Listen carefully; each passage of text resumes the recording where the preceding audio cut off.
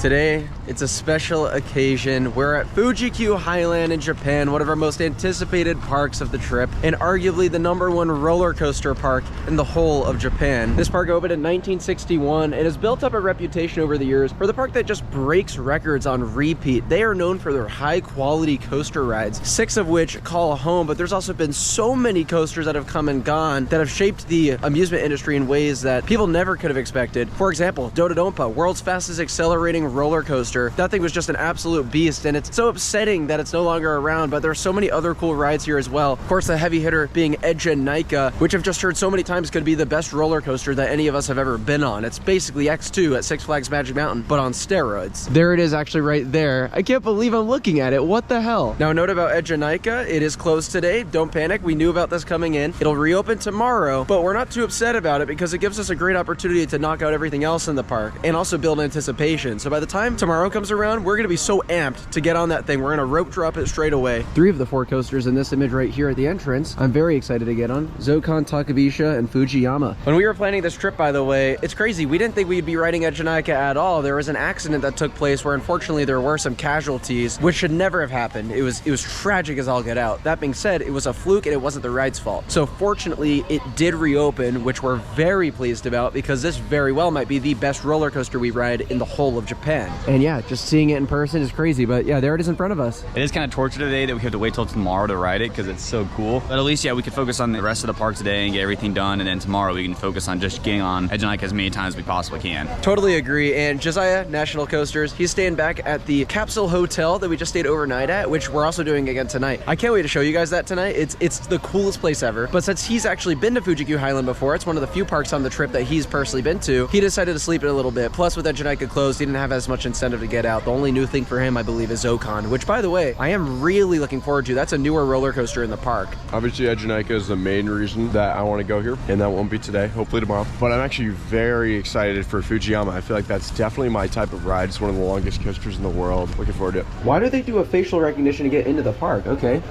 Is that right? Oh my God. That's how they identify if it's you before entering the park or boarding an attraction. That's really, really weird. I don't think I've ever been to a park that does that exactly. We're in the park now, and I mentioned Dodonpa briefly, but here's what's left of it, the tunnel, and then actually behind it, you can see the ride's loop. That is 160 feet tall, one of the biggest loops of all time. But it is a cool way to remember the attraction. It just makes me so sad. The tunnel and the loop sucks. Dodonpa's launch was my #1 bucket list element to experience on any roller coaster in the world, and it does in fact pain me to say that I will never experience it in my lifetime. But anyways, Zokan is running, so we're gonna do that first thing here. Here's Zokan straight ahead. Looking forward to getting on it. Open in 2023. It's an intimate family launch coaster, that motorbike type ride that you see all over the United States at like the SeaWorld parks. But this one's pretty unique. It actually has LSMs, or linear synchronous motors, to launch the train as opposed to tire-driven launches. Additionally, I've heard many people say it's kind of like a miniature version of Hagrid's at Islands of Adventure because you have that spike, so you're going backwards, and it's a pretty dynamic ride, lots of cool show scenes. So yeah, I'm looking forward to it. I haven't really heard many reviews because the ride is so new, so we'll let you guys know what we think when we get off the ride. Unfortunately, metal detector on this one, so you guys are going in a locker. I'm going to be using a POV from another creator or the park if they can provide one, which just means no reactions, but I'll get back to you guys when we're off.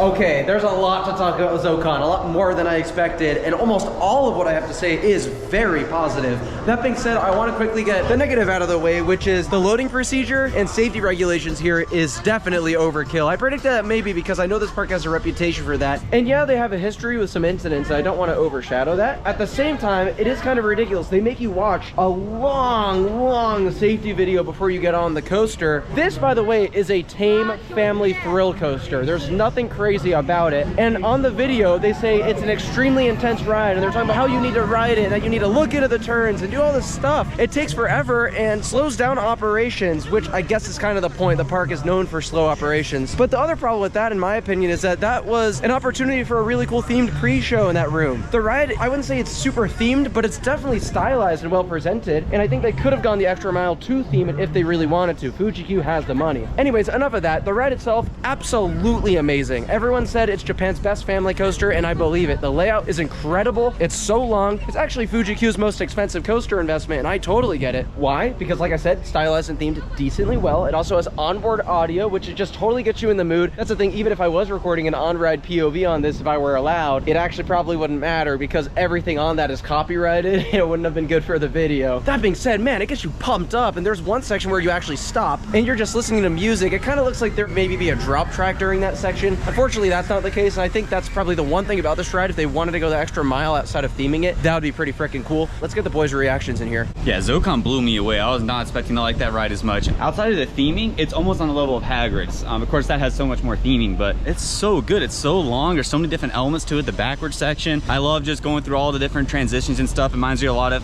Uvalin at Jura Summerland. So yeah, I absolutely love this coaster. Easily one of the best family coasters I've ever done, and I'm so impressed. Zokan was awesome. It shocked me how long the ride was. When it stopped after the backward section, I thought it was done, and then it kept going. There's a decent bit of ride after that. What really surprised me is how much zip there was to the turns, and that was a morning ride. It was running pretty good. Outside of a few Disney coasters and maybe like for Bolton at Busch Gardens Williamsburg, that's up there for favorite family coaster for me. Hell yeah. And next up for us is quite the interesting one. We wanted to knock it out because it's a 4 capacity attraction, so before it gets a long wait. I don't actually know how to say this one. I'm looking at the roller coaster database page. I would love if you could try to pronounce it, Jack. Voyage dans le ciel. That's my guess. Super bizarre type of ride though. I don't even know if this follows a model line. It might have been a one-off, which makes me pretty intrigued to experience it. The track itself looks exactly like aerodynamic suspended coaster track or even a Vekoma suspended coaster track, which is a lot more niche. Those are pretty rare. It'll be super tame. I'm not expecting a lot from the ride experience, but always love getting myself on a unique coaster, so I'm looking forward to it.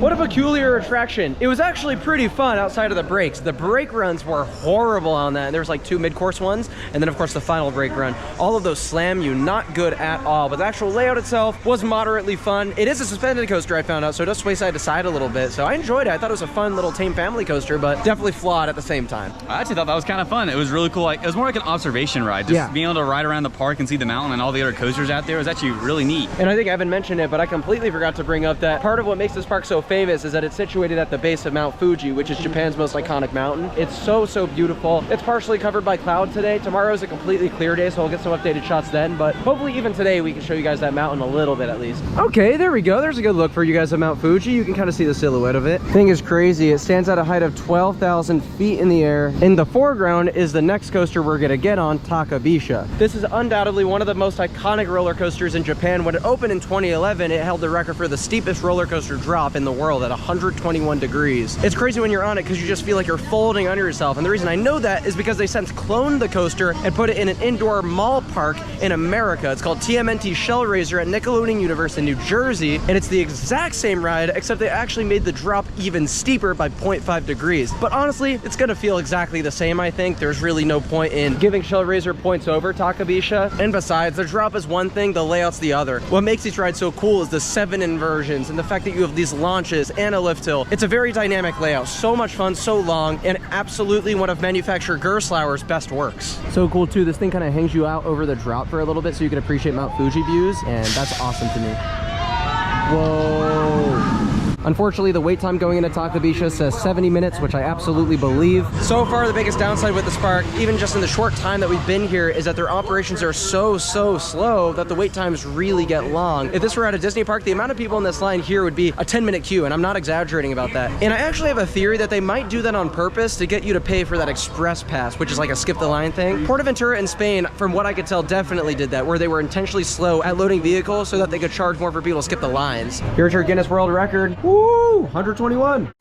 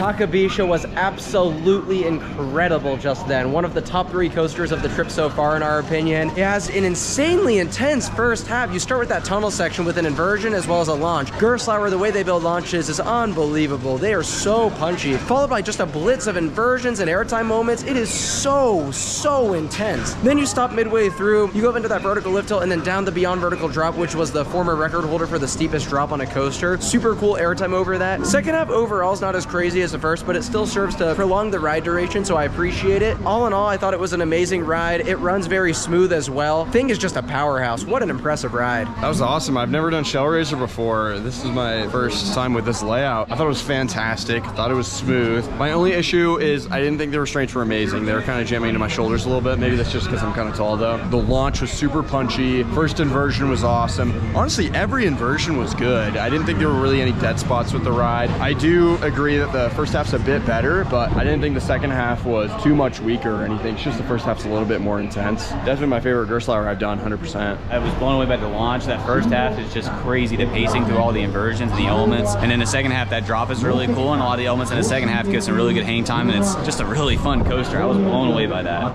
Oh my gosh, I had no idea they had this. I love me a park that pays homage to its past attractions, and Fuji-Q does it better than just about every other park. Here you can see the car for Mad Mouse. That's a defunct Wild Mouse coaster that operated from 1998 to 2019. More importantly, over here, the train for Dodonpa, the world's fastest accelerating roller coaster, which operated from 2017 to 2024. Actually, technically, it operated as Dodonpa even before 2017, but it did undergo that renovation where they replaced the top hat with the loop, but it always had an insane launch. And yeah, that one, of all the coasters in this collection of defunct attractions, is the one that absolutely irks me the most, that I'll never get to do it. This is one I've never heard of before. Zola 7 looks like an indoor coaster. It says it operated from 1988 to 2010. It was the first shooting coaster in Japan, which I assume means it was part shooting dark ride and part roller coaster. Here's another really cool one. Moonsault Scramble operated from 1983 to 2000. What's cool about this one is that it pulled the most positive G-force of any coaster in the world when it opened at 6.5 Gs, and if it were around today, it would still be in the upper maybe 5 for positive G-force. It was so forceful. And finally, Giant Coaster from 1966 to 1996, and that was the world's longest coaster when it opened. Really cool. So I think that's a great example of how Fuji-Q just repeatedly one-ups themselves over time. And I can't wait to see what they do in the future, but already their portfolio of attractions operating is so impressive, between Takabisha, you know, the former steepest coaster in the world, Ejinaika, maybe the craziest, most insane roller coaster in the world, and then Fujiyama, which is just such a monumental ride in the industry. So yeah, let's keep on riding. I feel like I'm in a movie walking up to Fujiyama right now. That's crazy. 2 massive hyper coasters next to each other. And this one in particular is so well known because in 1996 when it opened, it was the tallest coaster in the world. It stands at an incredible height of 260 feet, which honestly honestly is unbelievable to me because it opened in 1996. But I think the most impressive thing about it is its track length of 6,700 feet in length. That makes it still, to this day, one of the longest roller coasters in the entire world. Top it off, you got a max speed of 80 miles per hour, so your face is gonna be peeled off on this thing. At the bottom of those drops, you're gonna feel all that speed. Fujiyama, king of coasters. Let's give it a spin. So excited for that thing.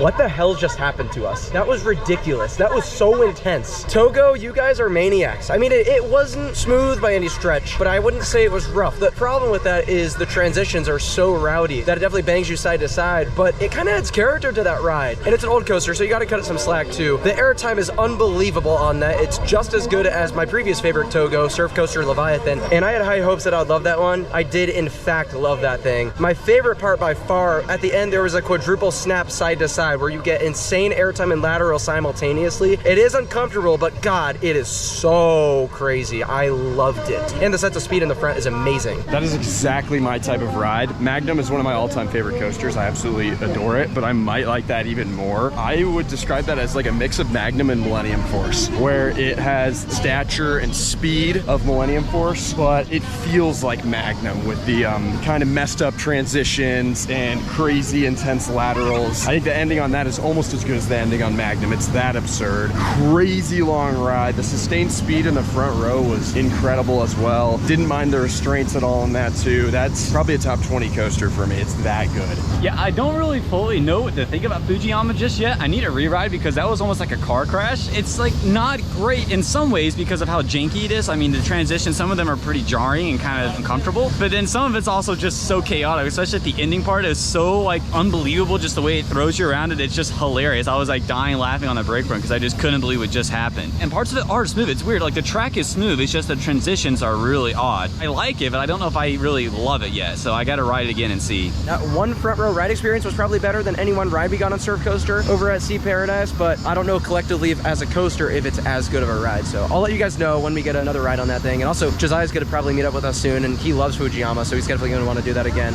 We just walked by snow, I guess, on a hot day like this. I mean, it's pretty nice. Is that actually like really cold? Yeah, it's very cold. It's like ice. I guess you just make snowballs and throw it at each other.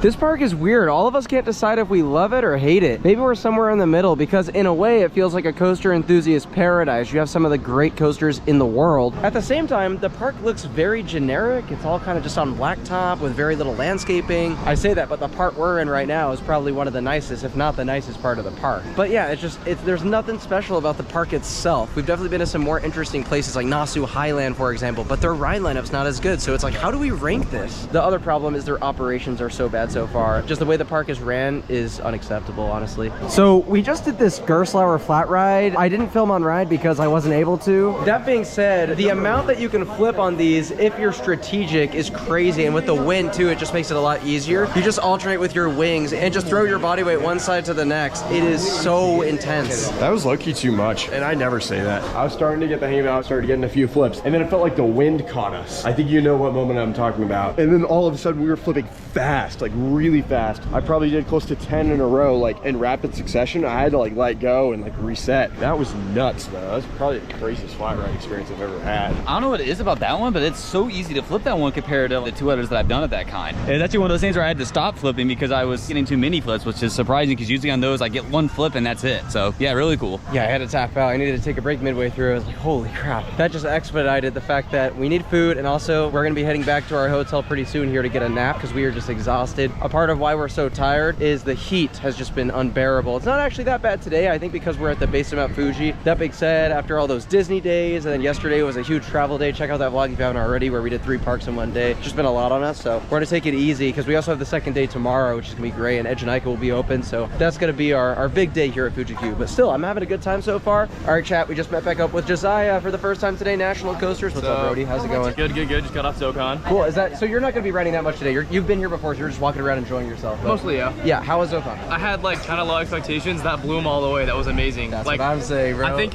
if you took the theming away from Magical Creatures, that'd be my favorite motorbike. If Magical Creatures was just purely the coaster in a parking lot, and then this was a coaster in a parking lot, I'd pick Zocon. It was amazing. Yep. It was amazing. We loved Fujiyama. I thought that was incredible. Fujiyama was great. Yeah, the end. Oh my god. What do you think of the ending? It's stupid. Yeah, the ending of Fujiyama was ridiculous. Yeah, Takabisha was really good. Yeah, Takabisha's smooth. Yeah, smooth, very, lots of very good. forces. Yeah, and of course, Edge and Ika in front of us. They're doing their work, so it's They have. When I first walked in this morning, I came in after these guys. They were actually on the bottom of the lift working on the gear motor. I saw them at the top of the lift earlier today. So yeah, they've been doing all sorts of stuff on it, which is so cool. we're good to go. I think it's good for tomorrow. We're gonna grab some food now. Jack, what did you get? A couple crepes and Nice. a milk tea, and it looks very good. The food looks amazing here. They have all these food trucks scattered about, and all of these have something to offer that interests all of us. So I'm gonna definitely do a Mexican item here, and then also I think I'm gonna try one of those crepes that Jack got. All right, crepe came in first. Strawberry banana, freaking looks awesome, and we got that view of Edge and Ika. Yeah, I had a banana chocolate one. That one's fire. There's a caramel one that's great too. And I got like a boba type drink. Yep. All right, Mexican quesadilla in Japan. Let's see how it is.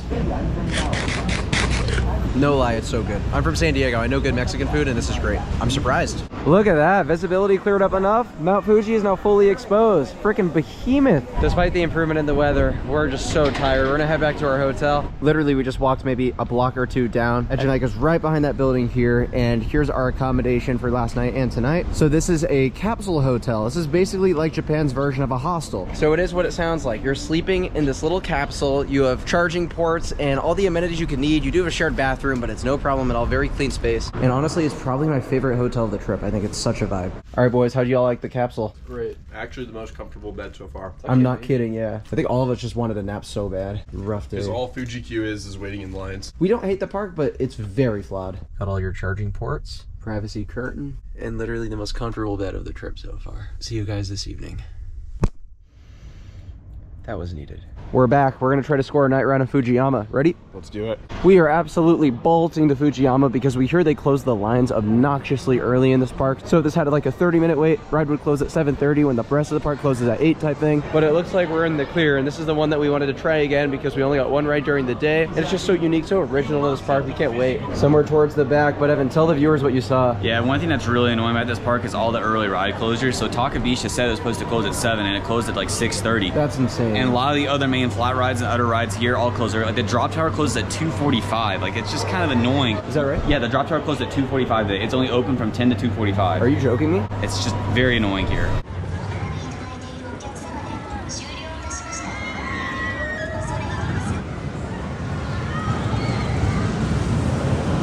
That was unbelievable at night, but I still think I prefer the front row. So overall, I'd probably say #2 coaster of the trip so far, behind Surf Coaster Leviathan. It's amazing. It totally lived up to expectations for me. Not everyone's gonna love that thing, but I do, and I think the ending is one of my favorite stretches of any roller coaster in the world. It's so incredible. The night ride was amazing. We tried it towards the back row, and I thought that was almost as good as the front. That is just my type of ride. I love roller coasters where they feel like a runaway train, completely out of control, you know, flinging me everywhere. there. And that's exactly what that is. It's just such a powerful coaster. A night ride on is absolutely amazing. It's definitely got some dead space in it and still some jank to it. So like my opinion earlier still hasn't fully changed about that, but I've definitely fallen in love with the ride. The ending part of it is just so chaotic. You can't help but just laugh. It's so stupidly fun. I definitely prefer the second half, but the first half is also really cool for some of those drops. And you get some really good pops of airtime too, especially in the back going down the first drop. So yeah, really good ride. I wouldn't say it's fully elite, but it's probably definitely in my top 50, but probably not my top 25. So it's like, I'd probably say second behind Surf Coaster Leviathan still. I said the same. Yeah.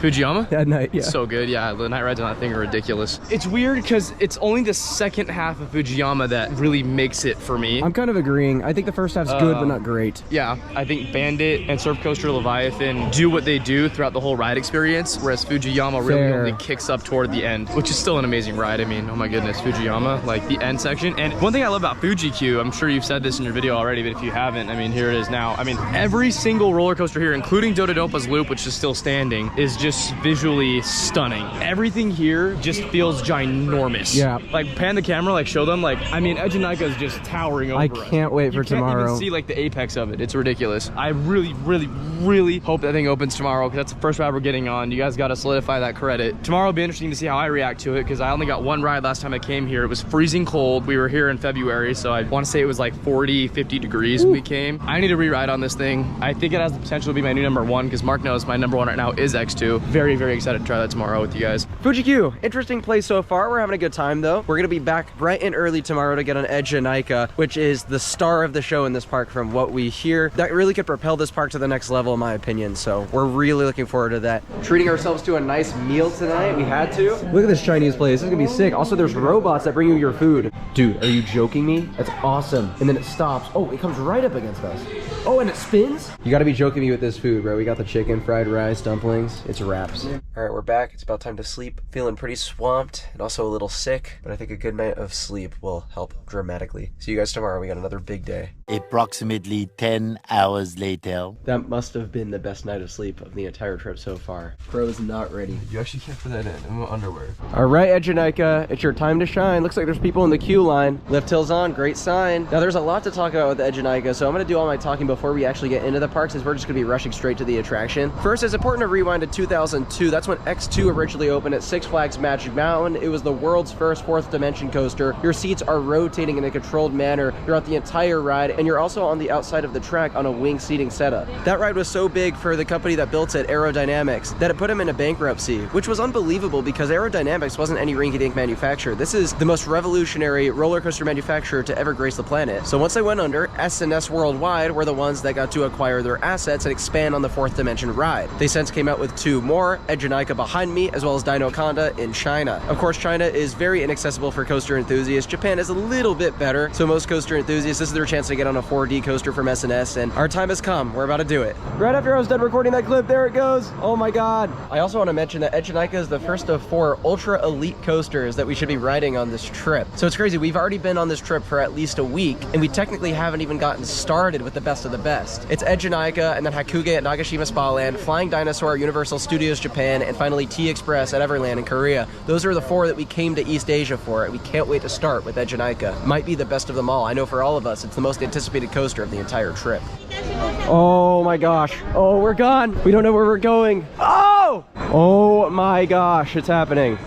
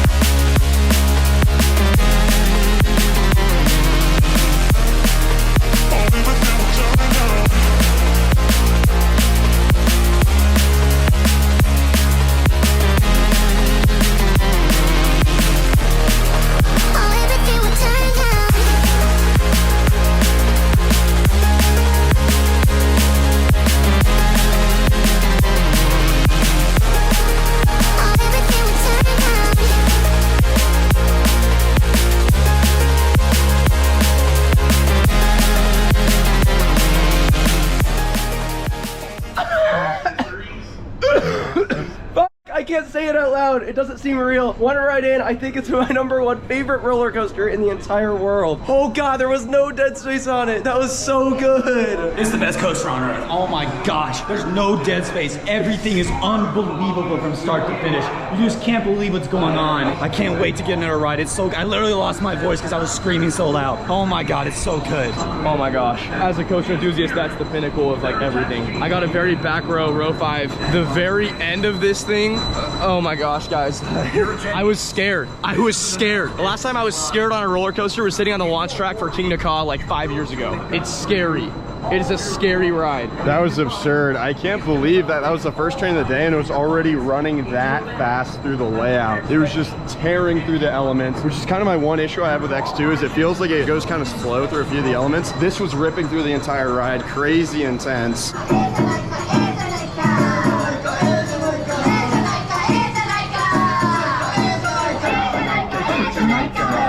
So I did a second ride in the back row. Now I want to give my thoughts on every individual element. Since I don't have an on-ride reaction to share, I feel like to make up for it, I have to go through the whole layout. First and foremost, the lift hill is terrifying. It's X2, but with the height of Goliath at Magic Mountain, 250 feet. You get to the top of that thing, amazing views of the mountains, and then you go down that drop. Now, X2 has a longer train. I think that drop is slightly better. That being said, this is right up there with it as one of the top drops in the entire world. But from there, everything about Edgenica absolutely destroys X2 for me. The first Raven turn is crazy. You get to the top of that, you do a full extra rotation than X2. Following that, the 0G roll, and that is a top 5 element I think I've ever experienced. You do a rotation while the track is doing a rotation. That is unbelievable. I have no idea how they did that. Following that, you head up into this overbank curve. On X2, that is what we call the carousel turn. It's a very slow, meandering part of the ride. On this, you maintain your pace so well. You do a little bit of a rotation on that, so much fun, very whippy. And then you hit my favorite sequence of the ride by far, and it's the ending, which is crazy because X2's ending, I'm actually not like as high on it as some other people. I find it just a bit too uncomfortable. But on Edgenica, you absolutely tear through the last Raven turn and fly to lie. The pacing on it is absolutely relentless. And then you finish with a twist into the brake run. And one of my personal favorite parts of the ride, you do this like slam towards the brake run. And X2 doesn't have that at all. To me, I kind of liken that to like a bow. Like you're bowing at the ride because it was just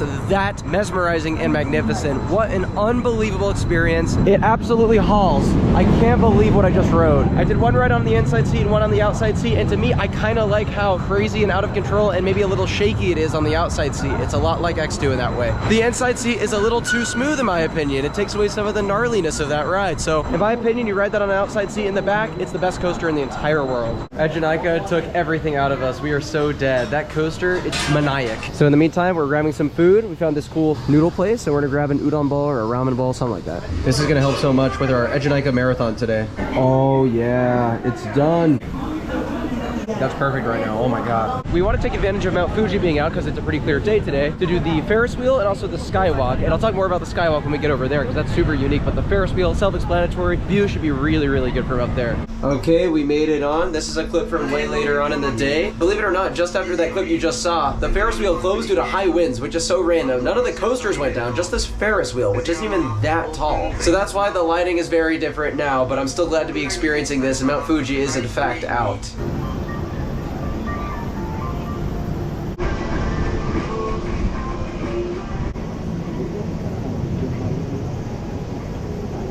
Freaking awesome Ferris wheel. I just love looking out at Mount Fuji. That makes this park's location so special. So weirdly enough, Edgenica goes down for its daily inspection for 30 minutes from 1:30 to 2 p.m. or 13:30 to 14 o'clock. So we're gonna take the opportunity to head in the direction of Fujiyama. Oh my gosh, are you kidding me? We're about to climb to the top of that thing. We're going 180 feet into the sky. It's gonna be pretty freaky, I'm excited. And I believe it's included with an unlimited ride wristband as well. Oh, this is sick. I didn't know there was an elevator that took you up. Oh, this is awesome. Look at the track all around us. I want to see this thing in action. There's Mount Fuji. A little bit blocked, unfortunately, but that's okay. Oh, and we could stand on this. Wow. Oh, that's freaky, bro. I don't know if I like that. You got that? You got that? Oh, I really don't appreciate it. I really don't. Woo! Whoa. Oh! Hey!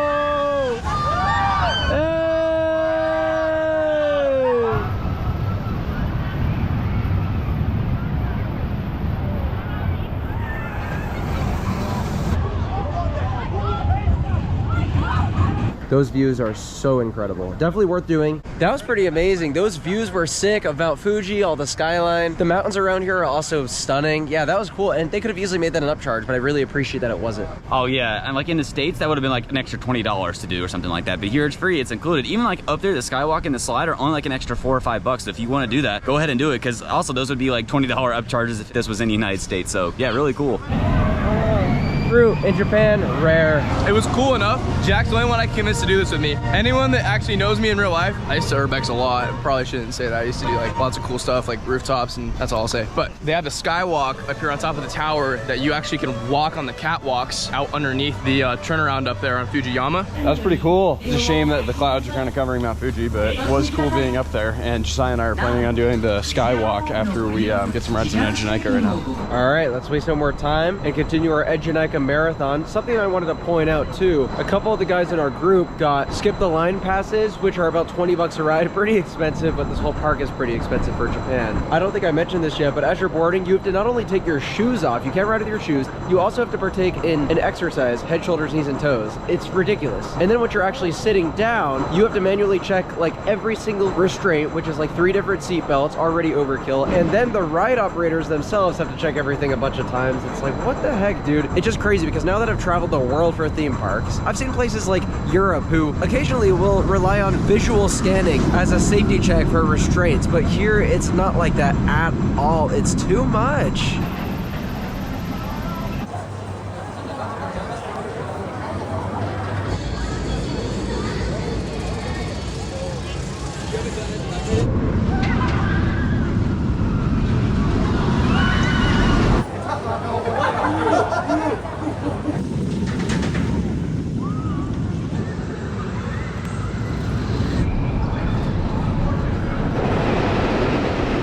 I just got off Edgenika with Jack. So ridiculous. Such a powerful coaster. It's so disorienting. You're thrown around everywhere. I've always loved X2. I grew up with that ride, but it has dead spots. It only has a few really good elements and the rest is just kind of filler. This absolutely hauls. It rips through the layout so fast. I'm really torn whether this is my #1 coaster or not. Right now I have it at #2 behind Voyage, just because Voyage is so insanely long. I love that ride so much. The back outside seat on this is absolutely incredible, but the other seats just don't quite do it as much for me. Like if I was sitting in the front or on an inside seat, it'd probably be around like my #5 coaster or whatever, but in that one seat, I think it'd be my favorite coaster. So I'm not sure quite how to rank it, but this ride is unbelievable and it's absolutely warmed up since earlier too. At this moment in time, I believe it's the whole group, but Jack's #1 coaster, and Jack may move it up, we'll see. For me, I'm still struggling between this and Ride to Happiness. I know I said it was #1 earlier, and it very well might be, but since that review, I've also gotten a lot more rides in other seats, and to Jack's point, I don't think any seat is nearly as good as an outside seat in the back row. That is by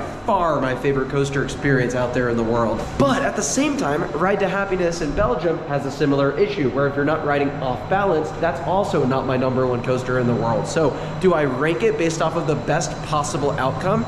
I think it's fair to do so. Like Jack, you have Voyage at your #1 spot because in part, trimless night rides during Hollywood Nights. Yeah, a little bit, but I actually do just rank that based off of trimmed. I think trimless Voyage is still easily the best coaster experience for me, but I kind of give it the tiebreaker because of Hollywood Nights, you know? But yeah, I'm not sure. After we maybe get a night ride on this, we'll see if it moves up to 1, but right now it's sitting at 2. Well, at this point, it's a night ride, but what'd you think, bro? Because I never got your reaction earlier to like a warmed up ride. Edgenika, welcome to being my #1. Oh, there it is. Yep, it's my #1 coaster. It's unbelievable. It lived up to the hype and then some. It just blew me away. Every element is just perfect. The types of forces that you feel on that ride are just like nothing else out there. It was just so amazing. And that final night ride, just all of us screaming our heads off, having a blast. That's just like a peak core memory. I'll never forget that. It was so amazing. Oh, so I good. know. I'm so sad that this ride is across the world from where I live. Yeah, this is the hardest coaster to leave probably ever it's for so me. sad because I won't get to ride this for years and years and years. I'm so grateful I got the opportunity to come do this. And yeah, Edgenika, my new #1 coaster. So yeah. There it is. We've gone back and forth a bunch about this. I think I'm gonna just keep it at #2, honestly. Yeah. I was pretty confident it was gonna be #1 after the first ride, but because not every seat and not every row is as good, I feel like it's just not fair, honestly, to put it at #1. Yeah, I 100% agree. I think it's 2 for me right now. It's really damn close. It's hard for me to put it there just because of the seat issue, like Mark said. But what I will say is if I'm in the back row or even second to back row on the outside seat, that would be my #1 coaster. It's just unfortunately not quite to that level of insanity if you're sitting in any of the other seats. But that ride we just got was one of my all-time favorite rides on any coaster. It was so high energy and just pure insanity. Fuji-Q as a whole, operationally, it's abysmal, but the rides are so damn good that I think it'll end up ranking as one of our favorite parks in Japan. I really enjoy the haunted house attraction here. Do not miss that if you come here. That was I didn't film it. They wouldn't let me film it, but it was amazing. Oh my gosh, yeah, that was probably my second favorite attraction here. But like I said, you have 4 amazing coasters, 3 awesome throw coasters. All 3 are in my top 50, Takabisha, Fujiyama, and of course Ejinika is my number 1. And they have a decent flat ride collection too. But the park itself, even though the setting is pretty, the park itself is not that pretty. But the food was good, and overall I still really enjoyed the park. The rides outweigh some of the cons of this park, like some of the operation things and some of the problems we encountered. It's a tough mix for me because the rides are absolutely incredible. I'd say this has my second favorite 1-2 punch of any park I've been to, only behind King's Dominion. There were some other great rides as well. The haunted house was fantastic. The skywalk, which Josiah and I did earlier, was amazing. It was terrifying, but highly recommend that. It was only 700 yen. But this park is just managed pretty terribly. I think it's the policies to blame because the employees were all great. They weren't moving slow. It's just they have to check the restraints so many different times. All the safety spiels and stuff, it was just excessive. This all seemed arbitrary to me. It got to a point where for some of our last rides in Ejinika, some of us were riding solo and they wouldn't let us get like the outside seat, or you know, maybe there's an empty row and it was a row we wanted. I know in Japan it's rude to request a certain seat or row, but at that point, who does it hurt? But maybe that's just more of a cultural thing. I don't know. I still had an amazing time at this park. I'm not hating on it too much. I think it's flawed in some ways. Obviously, everyone said this before, operations are abysmal because of park policies. Nonetheless, the ride lineup is insane here, and when they had Dododompa, I can't even imagine just the lineup that this place would have had. They've also had some incredible coasters in the past, like Moonsault Scramble. If you haven't heard of that, check it out. Fujiyama rips. Takabisha rips. The launch on that is not talked about enough. It's amazing. The walk jacket I did was terrifying. And then Ejinika, of course, after 8-9 rides today, became my number 1, which anyone that knows me, X2 is like my praise and reason I live. So to dethrone X2 is a very large deal, and that means there's pretty much one coaster left in the world that could do that, and that would be Dinoconda at China Dinosaurs Park in China. So until I do that, which potentially might happen in a few months with, well, I won't say who, we'll see what goes on. But yeah, to just recap the video, Fuji-Q Highland was a bucket list park since I was a kid. It was actually one of the first parks I ever discovered as a coaster enthusiast, and to say I've finally been here feels like I've made it in many ways. It really does. So thank you all so much for watching. I appreciate y'all sticking with me today, and I'll see you in the next one. Peace out, guys.